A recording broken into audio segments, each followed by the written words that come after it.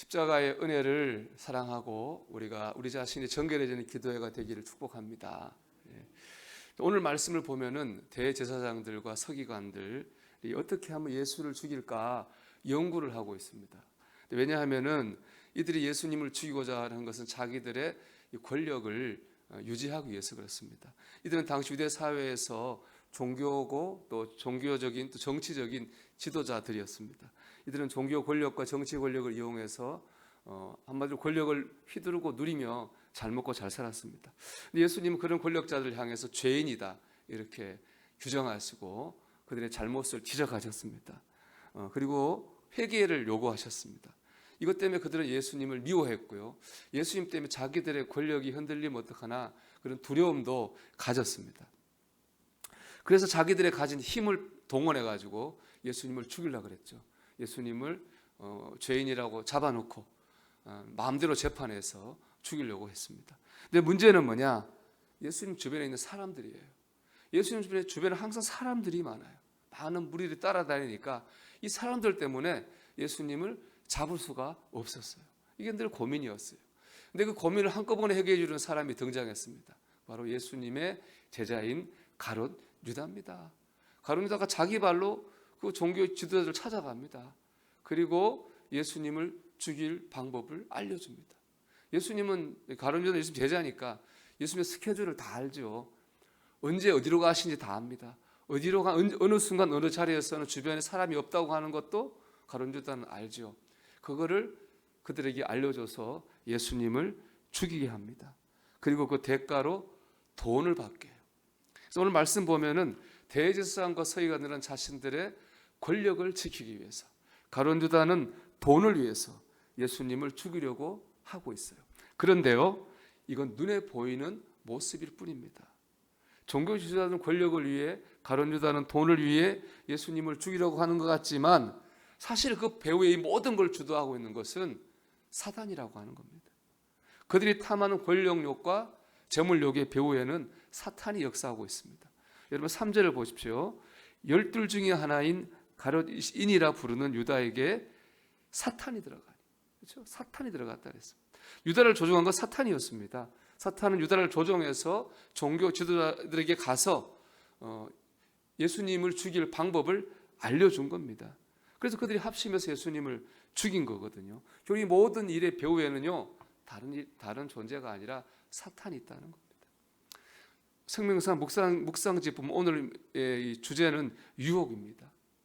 대제사장과 서기관들, 그들에게는 권력이 유혹이었어요. 가룟 유다에게는 돈이 유혹이었습니다. 그리고 유혹의 배후에는 사탄이 있었습니다.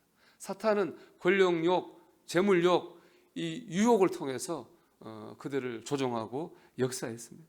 예수님을 죽이게 했어요. 근데 이거는 태초부터 그랬잖아요. 창세기 보면은 사탄이 선악과를 따먹게 했잖아요. 그때 말하잖아요. 선악과를 먹으면 눈이 밝아져 하나님같이 될 거야. 유혹했어요. 그래서 죄짓게 했습니다.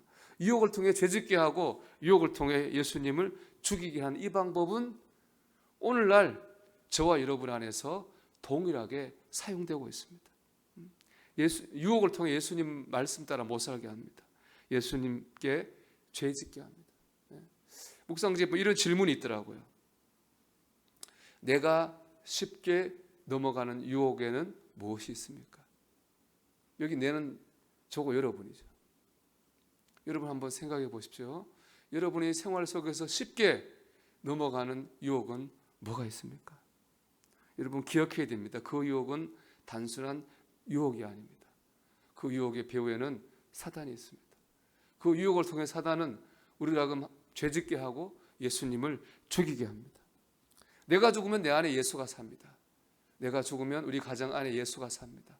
내가 죽으면 우리 공동체 안에 예수가 삽니다. 그런데 반대로 내가 살면 예수는 죽는 겁니다. 내 안에서도 죽고 우리 가정에서도 죽고 우리가 있는 곳에서도 죽는 겁니다. 그런데 마귀는 내 자아를 살게 해서 우리가 있는 곳에서 예수님을 죽게 만드는 겁니다. 죄짓게 만드는 거죠. 우리 이걸 알아야 됩니다. 유화라고 하는 시인이 쓴 오징어라는 시가 있습니다.